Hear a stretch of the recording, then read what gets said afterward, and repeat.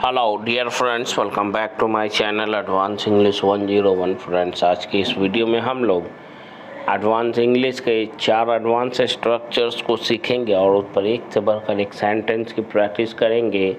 तो इस वीडियो को पूरा देखते रहिए और सीखने के लिए इस वीडियो के लास्ट तक ज़रूर बने रहें, बिना स्किप किए देखें।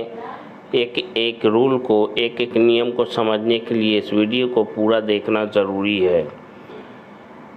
आज का पहला स्ट्रक्चर जो आज हम लोग सीखेंगे वो होगा, बात पैसों की नहीं थी या बात पैसों की है, बात उसके पिताजी के आत्मसम्मान की है, बात समय पर यहाँ आने की है। यानी जब भी हमें बोलना हो कि बात किसी चीज़ की है या किसी चीज़ की नहीं है, तब हम लोग इट इज़ और इट वॉज का यूज़ करते हुए, अगर सेंटेंस नेगेटिव है तो नॉट का यूज़ करते हुए अदर वर्ड्स का यूज़ करेंगे। जैसे बात पैसों की है, it is about money, it is about money. बात पैसों की थी, इट वॉज अबाउट मनी। बात पैसों की नहीं है, निगेटिव है, तो हम लोग कहेंगे it was not about money, it was not about money. बात उसके पिताजी के आत्मसम्मान की है, it is about his father self respect, it is about his father self respect. बात तुम्हारे पापा की इज्जत की है, it is about your father's prestige.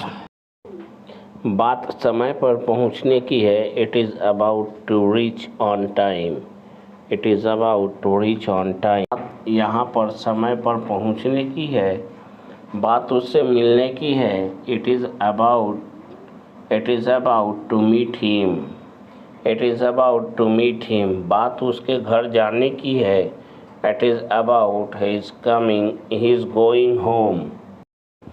बात समय से पहले उसके इंडिया वापस आने की थी, it was about his coming back to India before the time, it was about his coming back to India before the time. बात उसके सच बताने की है, it is about his telling truth. बात तुम्हारे पीठ पीछे तुम्हारे घर जाने की थी, it was about him going to your home behind your back.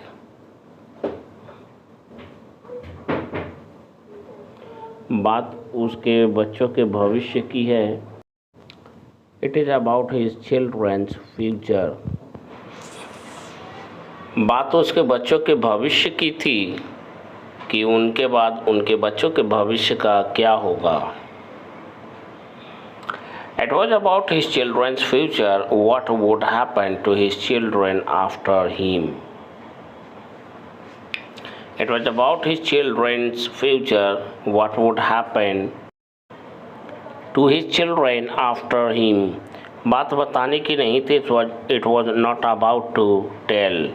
बात आधी रात को उसके घर जाने का नहीं है, it was not about to go to his house in the midnight.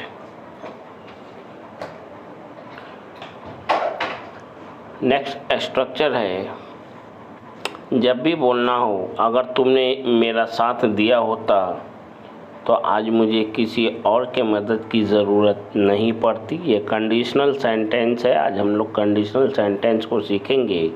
अगर तुमने कल मेरा फ़ोन उठा लिया होता तो मुझे यहाँ नहीं आना पड़ता।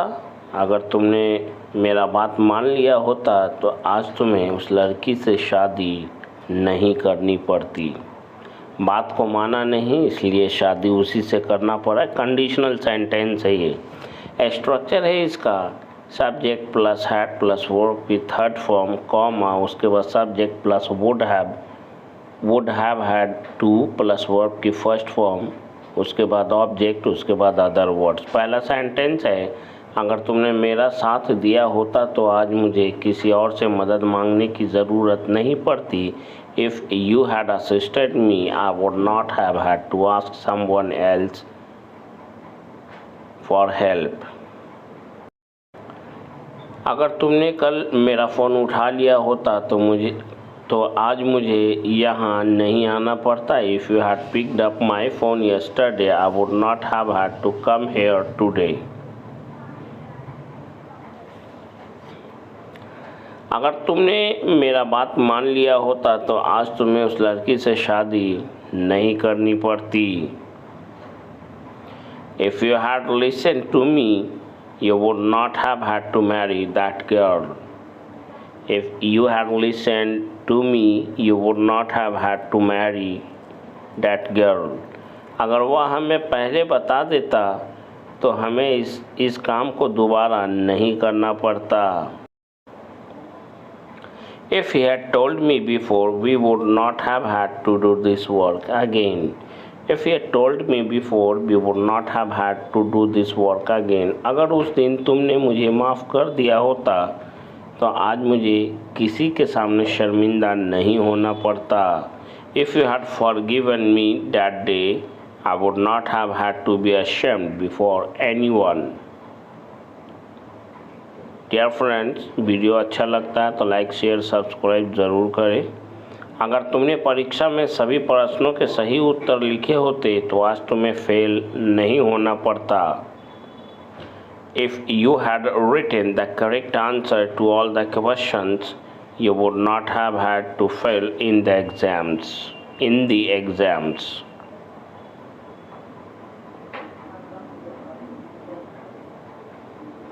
नेक्स्ट हमारा स्ट्रक्चर है, जब भी हमें अपने सेंटेंस में ये बोलना हो किसी पर या किसी चीज़ पर जान छिड़कने की बात करनी हो, जैसे जान छिड़कता है वह तुम पर या वह तुम पर जान छिड़कता है, जान छिड़कता था मैं तुम पर और तुम्हारे परिवार पर, या मैं तुम पर और तुम्हारे परिवार पर जान छिड़कता था, वे दोनों एक दूसरे पर जान छिड़का करते थे। हर माँ बाप अपने बच्चों पर जान छिड़का करते हैं या जान छिड़कते हैं। इस सेंटेंस को बोलने के लिए हम लोग डॉट ऑन समवन और समथिंग का यूज़ करते हैं। यहाँ पर समवन और समथिंग की जगह पे उस चीज़ की बात हम लोग करते हैं जिस पर जान छिड़कने की बात कही जाए। यहाँ पे डॉट चेंजेबल होगा according to tense, dot changeable होगा, डॉट डॉटेड, डॉटिंग, डॉट्स, इस तरह से। मुझे पता है वह तुम पर जान छिड़कता है। I know he dots on you, I know he dots on you. मैं जानता हूँ वह तुम पर जान छिड़कने लगा है। I know he has begun और he has started to dote, he has started doting on you और he has begun to dote on you.